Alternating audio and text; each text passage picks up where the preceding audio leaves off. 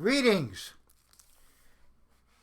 Last week I spoke about Psalms that were organized according to the Hebrew alphabet, and I slipped up somewhat in my discussion of Psalm 145. And when I make a mistake, I want to correct it ASAP. So let me say that if you look at Psalm 145, it is true that when you look at the fifth verse, you'll find letter 5 and letter 6 there. But letter 6 does have a verse to itself. The sixth verse of the psalm does begin with the letter Vav. Sometimes it's spelled in your Bible W-A-U, Wah. And that letter begins the sixth verse. So the letters are all there. And as I explained last week, there are 21 verses because there are two letters combined in verse 14. Verse 14 begins with letter 15, and then you'll have letter 14 to make a very dramatic point.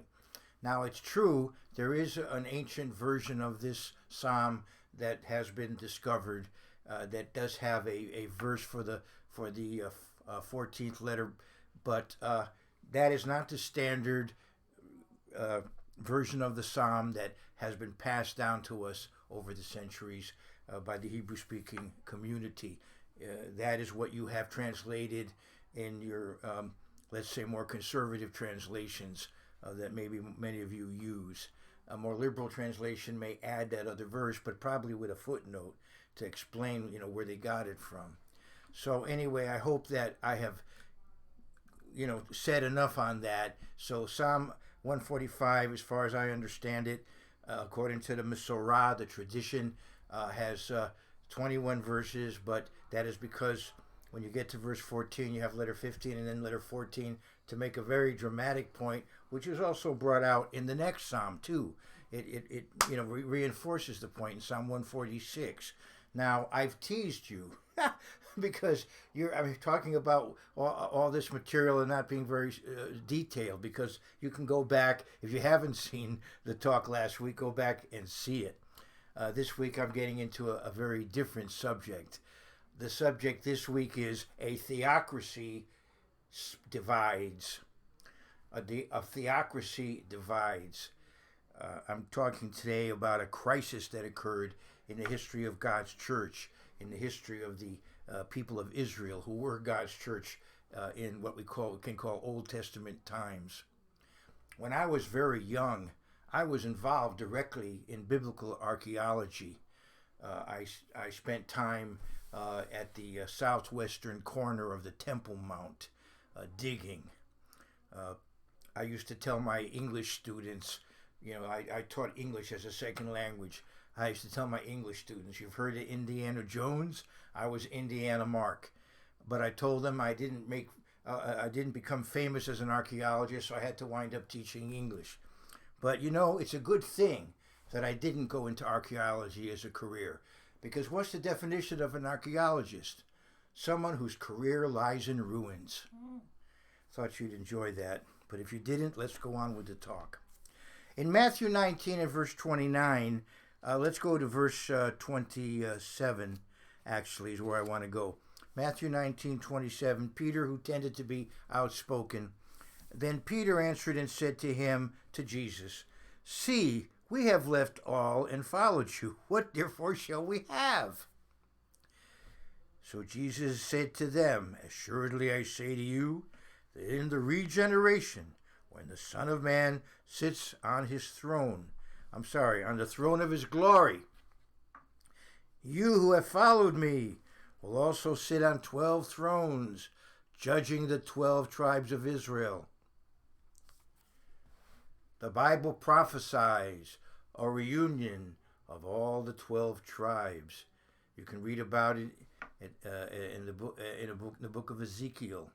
And we know that Jerusalem will be the world capital from which God's law will spread to the world. Jesus will rule the world from Jerusalem. And Israel, which is where Asia, Africa, and Europe come together, the Mediterranean, the center of the earth, as it were, Israel will be the nation that is converted in mass the first converted nation in mass, which will then be, utilized to teach the rest of humankind. But In ancient times, God had a relationship with Israel under the Old Covenant, the Sinaitic Covenant, and unfortunately, Israel did not fulfill its responsibilities under that covenant, and there finally came a time when the nation split into two nations, Israel and Judah. Israel to the north, Judah to the south. You know, there always seemed to be, as you go back in retrospect and look at the nation, two branches in a way of the nation. The certain tribes were gathered around Judah. Judah was the scepter tribe. Judah was the tribe that was to ultimately be the tribe from which the ruler would come, from which tribe the Messiah would come, the King of Kings. On the other hand, there were the tribes of Ephraim and Manasseh, the descendants of Joseph, who had a birthright blessing, who had the greatest prosperity and the greatest physical blessings of all the tribes. So in a way, there was a division, scepter and birthright, and there were in a way two branches of the nation. You even see it in Psalm 114 as they come out of Egypt, the way the poetry works there, the parallelism, and yet at the same time a certain nuance, a certain division. Psalm 114, when Israel went out of Egypt, the house of Jacob from a people of strange language, Judah became his sanctuary, Israel his dominion. This is a parallel, but at the same time there's a slight change. In a way it's a nuance there, but in a way I think it indicates two branches of the nation which have to be reunited, which did spend time together but then split. And that's what I want to get into today. There have been times in the history of nations when there have been divisions, and sometimes it happens peaceably. There's Czechia, Czech Republic, and Slovakia, the Slovak Republic, but they once were together, Czechoslovakia. But now they're two separate countries, and it happened peacefully. On the other hand, those of us who are from the English-speaking world, we know that in the British Isles, the English had civil wars. They had the War of the Roses, the House of Lancaster versus the House of York. Then they had the Puritans versus the Cavaliers. Then the troublemakers came over here to America, and so we had our own civil war here. But anyway, let's go back to ancient Israel and to the 1 Kings, the 11th chapter. Solomon ruled over a united country, and they had great wealth and power. They were a regional superpower at that time, and they had probably a much greater impact on world affairs than many historians would like to admit. There is a certain bias among historians, a kind of reluctance to accept the Bible without painstakingly, is there any other way we can understand it? And then finally, okay, yes, the Bible is correct on this. That seems to be the attitude of some of them. But anyway, I wanted to go to Proverbs. Solomon is responsible for much of the material in Proverbs, and but anyway, I want to go to the 30th chapter of Proverbs and the 8th verse. I want to go to the 7th to begin. This is Proverbs 30, verse 7. Two things I request of you. Deprive me not before I die. Remove falsehood and lies far from me. Give me neither poverty nor riches. Oh, this is a prayer. I don't want to be too poor. I don't want to be too rich. Feed me with the food allotted to me. It's like the famous proverb among the rabbis, Ezehu Asher Hasameach Bechelko. Who is rich, he who is satisfied with his portion. Anyway, let's continue. Lest I be full and deny you. Oh, and say, who is the eternal? Or lest I be poor and steal and profane the name of my God. So maybe I'm a good person, but when pressed, I'll sin. If I'm under too much pressure, I may break. On the other hand, if I have a lot, I may get complacent and kind of neglectful, and that is a very big danger. And I don't probably don't have time to get into it, but you should look at Deuteronomy, the 8th chapter, around verse 10 and then following. That, when you get really well to do, you can begin to sort of take it for granted and not feel as dependent on God as maybe a person who doesn't quite have so much. And that's very dangerous. So being very rich is as much a spiritual test as being very poor. And in some ways maybe worse as a spiritual test. Obviously, most people would prefer one to the other, but I'm talking from a spiritual testing point of view. It may be a greater test to have a lot. And this was Solomon's problem, that I think he got very wealthy and powerful and began to get complacent. Now, when Israel adopted a monarchy in 1 Samuel 8, the prophet Samuel warned them, this is what's going to happen if you have a king. You don't want to have a king, but they did. But he warned them about what would happen if they had a king. Now, if you know the history of the American Revolution, I believe Thomas Paine in Common Sense quoted a lot from 1 Samuel 8, as he told the Americans, you don't want to be under a monarch. And I also want to mention that probably Samuel was the one who added, if you look at the end of Deuteronomy 17, there's very important instructions. If you're going to have a king, this is the kind of king you should have. This is what he needs to do and not do. And Solomon didn't really fully obey that either, it would seem. So what was Solomon's problem? One problem that people have, if they're very perhaps well-educated, or veterans, within their church, within their congregation, they might get the idea that they're somehow special and maybe above others, and maybe they can get away with doing things that others wouldn't do. That somehow they can do it, and it won't tear down their character. Oh, that's a very dangerous attitude to have. But there are many clerics, I believe, unfortunately, who have that kind of attitude. I'm the major shepherd of this flock, but I can allow myself certain privileges that they can't allow themselves. Oh, no. And I want to go to Matthew 23. I know I talked about 1 Kings, and I'll get back there, but I want to go to Matthew 23. And here are the scribes and Pharisees, and they were very careful, supposedly, with every jot and tittle, Then Jesus spoke to the multitudes and to his disciples, saying, the scribes and Pharisees sit in Moses' seat. Therefore, whatever they tell you to observe, that observe and do. But do not do according to their works, for they say and do not do. So you have to be careful. The fact that you're a leader doesn't mean that you're above the law. No, that was the warning in Deuteronomy 17. So anyway, keep that in mind. Solomon was so wise. He gives us the book of Proverbs. And then at the end of his life, he gives us Ecclesiastes. He finally realized that, in effect, he'd blown it. But he did leave us behind Ecclesiastes to help us.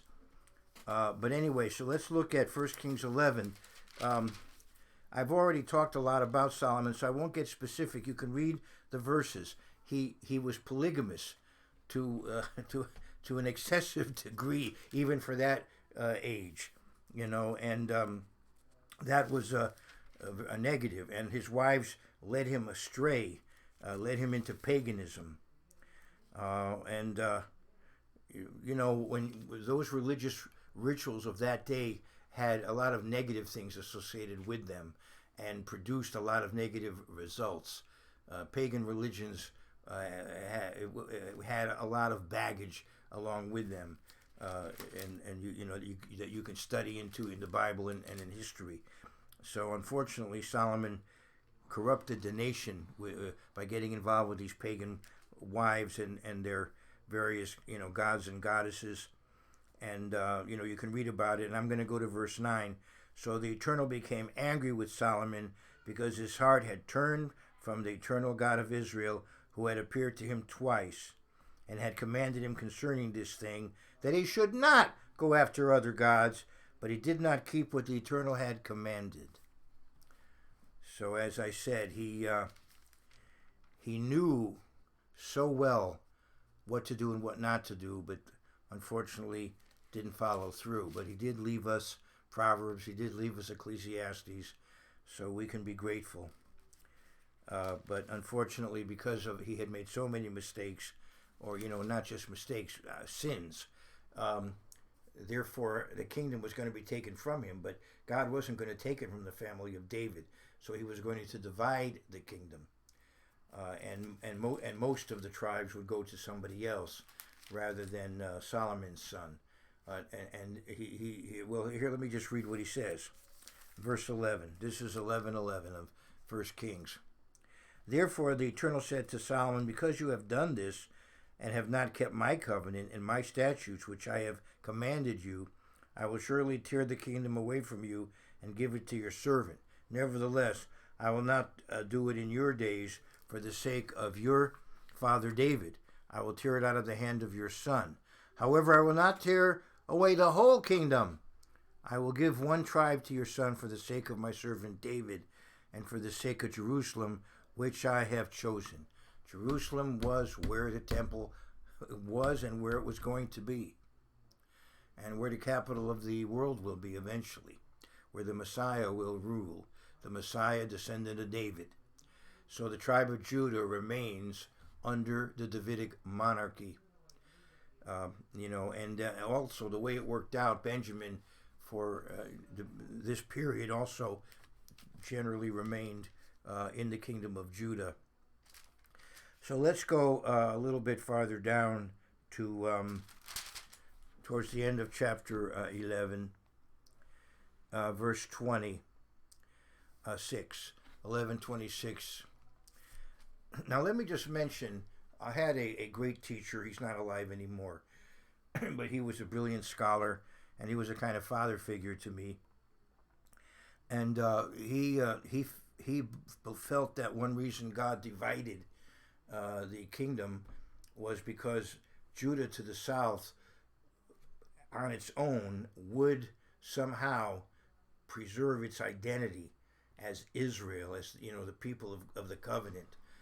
Judah had Jerusalem, the temple, the descendants of Aaron lived around Jerusalem, the priesthood. Judah had the institutions to maintain its identity, and it had its ups and downs, but it never did lose totally its identity and its commitment to the Sinaitic covenant to this very day. Now, had they remained part of the nation as a whole, they might have been swept away with the apostasy of the north. This way, by dividing them, the north went off the deep end, but the south had its ups and downs, but did remain. So, as I said, to this very day, we have the Jewish people are still around, still imperfectly, but yet still keeping the Sinaitic covenant, however you want to understand that. But they are doing it. You could look at Romans 11. Paul talks about that. And he talks about the wonderful future that they have once they reconcile with Jesus Christ. That's, of course, into the future. But anyway, unfortunately, the northern kingdom apostatized very early. And that didn't have to happen, as I've explained many times. You have in South America, you have separate countries, but they have a certain common culture and common religion. Many of them are Roman Catholic, or they were, and you can have a separate country and yet the same religion. And a Roman Catholic in Argentina or a Roman Catholic in Chile is going to look to the Vatican. His spiritual leader is the Pope. And both Argentinians and Chileans are going to look to the Pope. And, Spain and Portugal, they're neighboring countries. They're separate. One has not conquered the other, They are separate countries, separate governments, but they're both overwhelmingly Catholic, at least nominally. Now, I believe, we live in a more secular age, but at least over the centuries, they were Catholic, and their spiritual leadership came from the Vatican. So it's possible to have separate countries in the same religion, but that's not the way Jeroboam looked at it. He felt threatened by Jerusalem and decided to have his own, counterfeit religion in the north. So I know I'm getting ahead of myself. So I'll read what I have time to read here. So let's go to verse 26. Then Solomon's servant Jeroboam, the son of Nebat, an Ephraimite, so he was from the birthright tribe. There's a certain rivalry between Judah and Ephraim that gets resolved in the millennium. You can read about it in Isaiah, as well as in Isaiah 11, as well as in Ezekiel 37 and so forth. And then Solomon's servant Jeroboam, the son of Nebat, I'm reading this in American pronunciation, an Ephraimite from Zeredah, whose mother's name was Zeruiah, a widow, also rebelled against the king. And I'm going to skip ahead here and go to where the prophet confronts him. Now, this is verse 29. Now it happened at that time when Jeroboam went out of Jerusalem that the prophet Ahijah, the Shilonite, met him on the way, and he had clothed himself with a new garment, and the two were alone in the field. One commentator speculated that it's some kind of a garment you just like an outer covering that you put on that could be easily taken off, and that's what happened. Then Ahijah took hold of the new garment that was on him and tore it into 12 pieces. That's a very dramatic thing to do, but a new country is being formed now. And he said to Jeroboam, "Take for yourself 10 pieces. For thus says the Eternal, the God of Israel, Behold, I will tear the kingdom out of the hand of Solomon and will give 10 tribes to you." Now, you can calculate what's intended here. I think that ultimately what we have here is that with the tribe of Simeon, although its territory was within Judah, if you read about that tribe, they tended to move. Some of them moved over to the area of Petra, and some were found in the north later on. If you read the accounts of the time of Josiah, they had moved further north. So anyway, I think that may also be the case in the time of Hezekiah. That you find that you could check that out. But in any case, if you look either at the time of Hezekiah or Josiah or both, you find Simeon to the north as well. So maybe they became a 10th tribe. Levi is probably not included here because they were scattered among the tribes. They didn't have a separate territory. But even without Levi, you can have 12 tribes if you count Joseph, Ephraim, and Manasseh. And so Simeon eventually becomes probably one of the 10 tribes, and Simeon, as I said, right. And then Judah and Benjamin are the two that stay in the south. Although Benjamin also, after a while, I think some Benjamites wound up in the northern kingdom or were taken away when the northern kingdom was invaded. That the Assyrians didn't conquer Judah, but they almost did. So in the process of taking away the northern tribes, they took away a section of Benjamin as well. So Benjamin became, in effect, one of the lost 10 tribes. So in other words, if you can count Joseph as a tribe, then you have 10 tribes if you count Simeon and Benjamin as among the lost tribes. And then you just have, Judah and Levi. Now, some Levites also are not with the Jews today, but many are. So anyway, there are the 10 lost tribes, and I think I've given just a general idea about that. So we have a kingdom of 10 and 2 right now, although, as I said, if Simeon begins to move out, then you have the kingdom of 10 and 2, Judah and Benjamin, and then the 9 tribes plus Simeon with, as I said, Levi being scattered. Although many of them were driven to the south because Jeroboam apostatized, and when he did so, he caused many Levites to flee to the south because they were in effect defrocked. So many more Levites came to the south. So I had so much I wanted to read, but anyway, Jeroboam in fact did become the leader of the northern kingdom. But I wanted to at least summarize what happens in chapter 12, because this is again wisdom we need to learn. Rehoboam very likely was not a righteous person, and when he was young and about to take over the throne, or I don't think God would have handled it the way he did. I think he tore it away from Rehoboam because Rehoboam, Solomon had started out righteous, then had blown it, perhaps repented at the end. But Rehoboam, I don't believe has started out on the wrong foot and stayed there evidently. But the thing about Rehoboam is that he had older advisors who told him, treat the people of the northern branch of the family. There did seem to be two branches. If you go back to the story of David, the Israelite leaders came to him, in Hebron and said, "We're gonna join with you." And then they conquered Jerusalem. It became the capital of the whole country. So there did seem to be always a kind of dual nature of the nation. The two branches, north and south. And so now the northern leaders approached Rehoboam, and Solomon had been very difficult for them in many ways. He built up the capital, he built up the nation, but particularly, the what do you call them, accoutrements, the palace and of course the temple, which is very important, but the city of Jerusalem and in effect the northern tribes felt like, we're working and we're contributing and we're not getting as much of the benefit. It's mostly around the capital, and so they felt they were being oppressed, and they came to the king, and his older advisors told him to be reasonable. His younger advisors told him, if you really put your foot down, they'll submit. They were rash, as young people tend to be, and he followed their advice. Of course, God was directing these events, but it does teach us a lesson, that I want to go to 2 Samuel 23. If you're in a position of responsibility, I remember there's a very wonderful young lady, Canadian.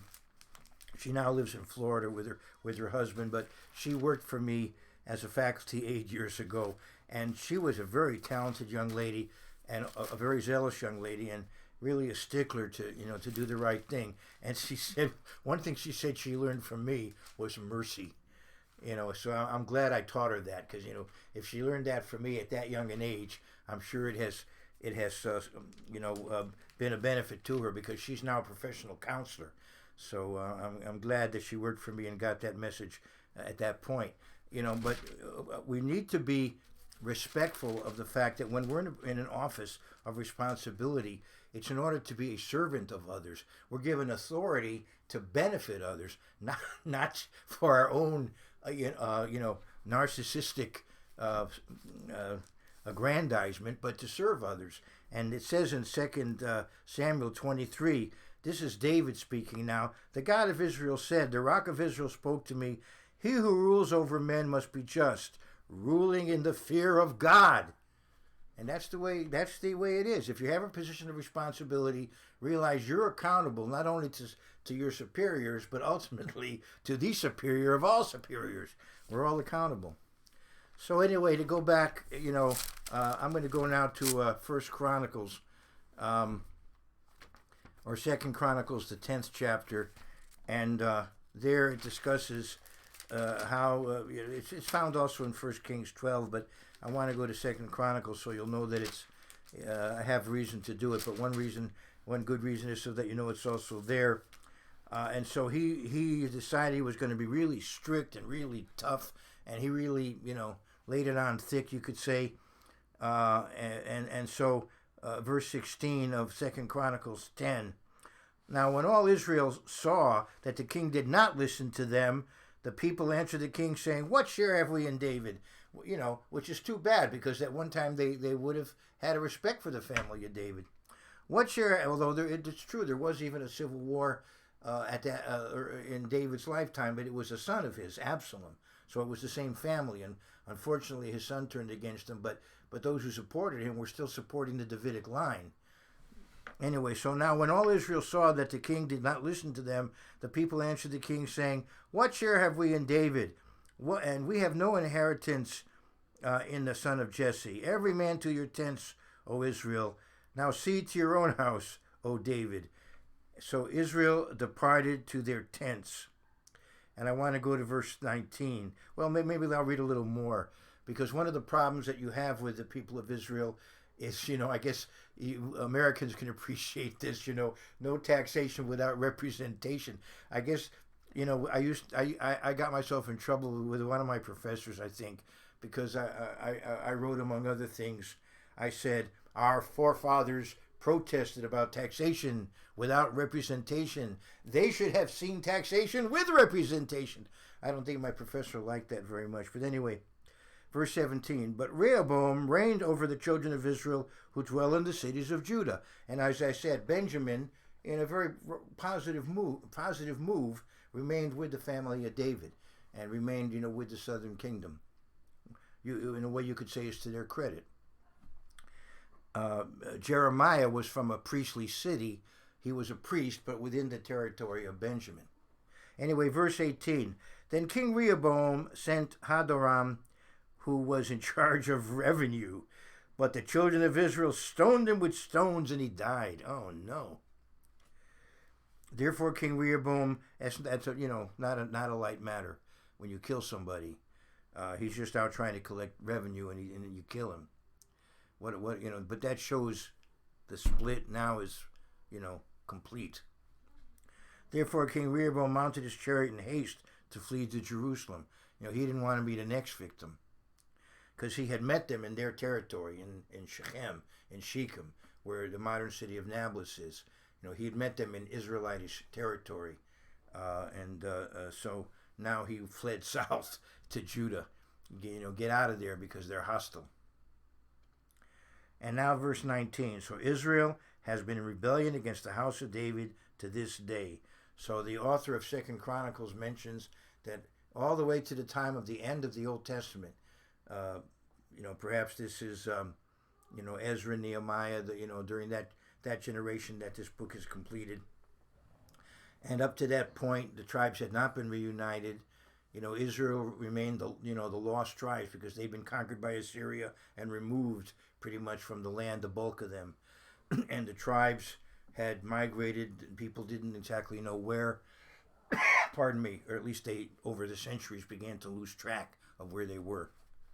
They became the lost tribes, And so as it says, so Israel has been in rebellion against the house of David to this day.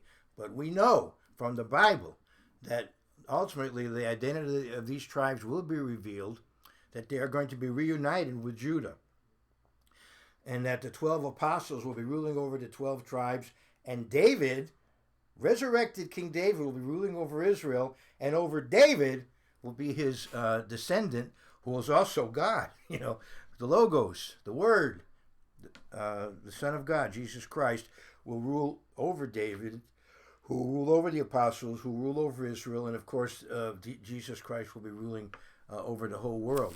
Now, before his ascension in Acts, the 1st chapter, the Jewish people around him, his disciples, they were concerned, with the restoration that I'm talking about. And so they asked him as he was about to leave them, therefore, when they're around the Mount of Olives now, they're on the Mount of Olives. He's going to ascend from there because that's where he's coming back, as you read in Acts and as you read in Zechariah 14, he's coming back to the Mount of Olives. So there they are, and he's about to leave. Therefore, so let me just back up and remind us of some certain lessons that we've learned. Number one, let's be careful, if we have a lot, that we don't get complacent.